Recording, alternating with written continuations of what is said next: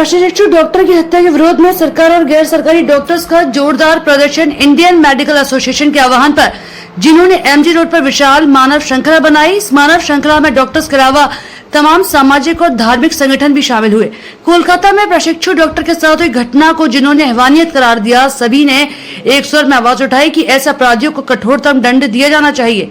यहाँ इमरजेंसी के सामने हम लोग खड़े हैं, हम सभी धर्मों के लोग यहाँ पर प्रतिनिधित्व के तौर पर हम लोग यहाँ खड़े हैं और हम लोगों का उद्देश्य है कि जो कृत्य जो कार्य यहाँ पर हम उस प्रदेश में किया गया, जिस लोगों को जिस समाज को लोगों की जान बचाने के लिए समझा जाता है, वह उनके साथ में ऐसा क्षमा कीजिए, ये क्षम्य नहीं है। और इसका जब तक खुलेआम सरेआम और सरेआम जब तक इसका दंड नहीं होगा, बंद कमरों में बिठा करके आप फांसी दे दें नहीं, तब तक लोगों में समाज में भय नहीं जाएगा। अगर न्याय प्रणाली के प्रति कहीं ना कहीं लोगों में ये धारणा होगा ये कुछ नहीं होगा, तो अगर चाहते हैं कि आगे ये ना हो तो ऐसे व्यक्तित्वों को, ऐसे लोगों को पकड़ करके उनको खुलेआम सरेआम फांसी या मौत का जो है उन्हें दंड मिलना चाहिए। और जब तक सरेआम नहीं मिलेगा, खुलेआम नहीं मिलेगा, तब तक क्षमा कीजिए, हम लोग ऐसे ही प्रदर्शन करते रहेंगे और ऐसे ही होता रहेगा।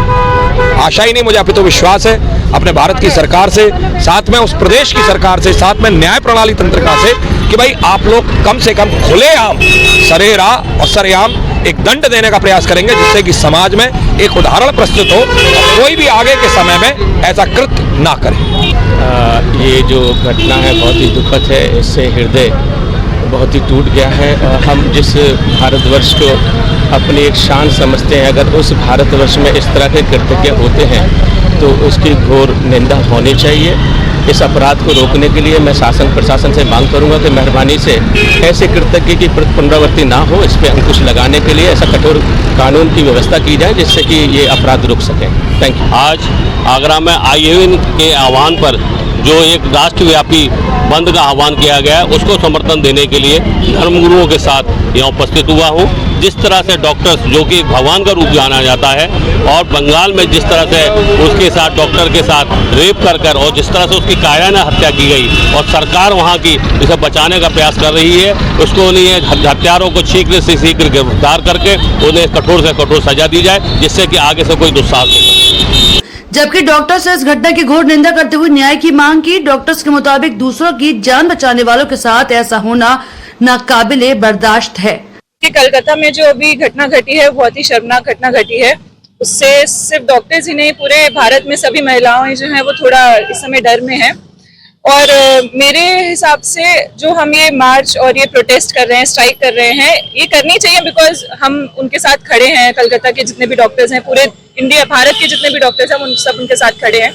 लेकिन मुझे इस चीज़ को सोच के बहुत बुरा लगता है कि ये जो हमारी सुरक्षा है और हमारे साथ कुछ गलत होता है, उसके लिए जो हमें न्याय मिलना चाहिए, ये हमारा अधिकार है। हमें इसको मांगने के लिए यहाँ पे ऐसे सड़कों पे उतरना पड़ रहा है, ये बहुत ही शर्मनाक है।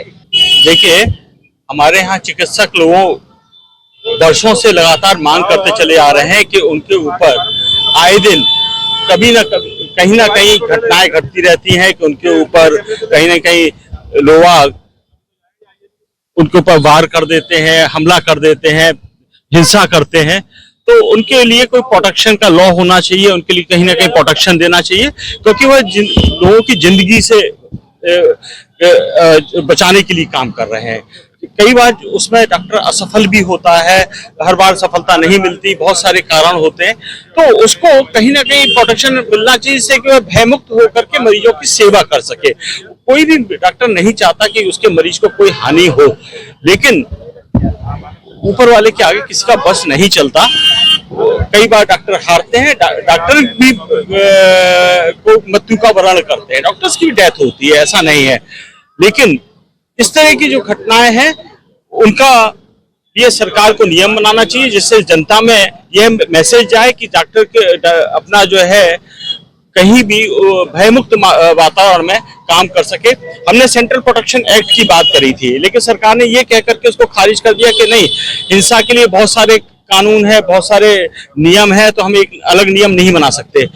हमारी मांग है कि डॉक्टरों को जहां वो काम करते हैं उसमें तो वहां कोई इस तरह की स्पेशल फोर्स प्रोवाइड की जाए, जैसे CISF की जाती है, सरकारी जो उपक्रम है बहुत सारे उसमें CISF की सुरक्षा रहती है। अभी हाल ही में उत्तर प्रदेश सरकार ने न्यायालयों के लिए एक स्पेशल फोर्स का गठन किया है, मेट्रो के लिए भी किया है। तो क्या चिकित्सकों के लिए, अस्पतालों की सुरक्षा के लिए, वहां जब चिकित्सक काम कर रहे हैं उनके लिए भी इस तरह की किसी प्रोटेक्शन फोर्स का इंतजाम किया जाए कि जिससे कि डॉक्टर भयमुक्त वातावरण में अपने मरीजों की दिल से पूरी सेवा कर सके। इस तरह की घटना अति निंदनीय है। हम लोगों को सबों को राजनीति से ऊपर उठ करके इसमें विरोध करना चाहिए और अंत तक, जब तक जो कल्पिट्स हैं वो पकड़े नहीं जाए, उनको सजा नहीं हो जाए, शीघ्र से शीघ्र उनकी फास्ट ट्रैक कोर्ट में मुकदमा चले, ये हमारी मांग। महिला होने की महिला हूँ, इसीलिए मैं यहाँ पर सम्मिलित हुई हूँ, क्योंकि कहते हैं कि नारी प्रधान देश है, नारी सुरक्षित है।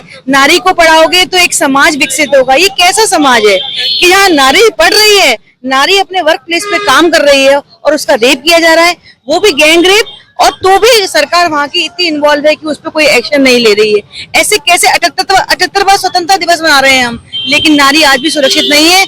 हम कहते हैं कि वो छोटी जीन्स पहनती है, छोटी स्कर्ट पहनती है, इसलिए सुरक्षित नहीं है, इसलिए रेप होते हैं। यहाँ तो वो अपने वर्क प्लेस पे काम कर रही है, रात को आराम कर रही है, उसमें भी वो सुरक्षित नहीं है। मेरा एजुटेशन ये है कि नारी को सुरक्षा दी जाए।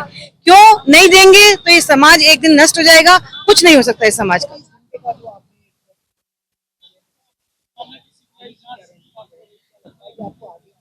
हम बिल्कुल, जब तक हमें समय इंसाफ नहीं मिलेगा हम करते रहेंगे ये। RDA के अध्यक्ष डॉक्टर साहिल विज ने कहा कि सभी कार्यस्थलों पर डॉक्टर्स की सुरक्षा सुनिश्चित होनी जरूरी है ताकि वे भयमुक्त वातावरण में पीड़ित मानवता की सेवा कर सकें।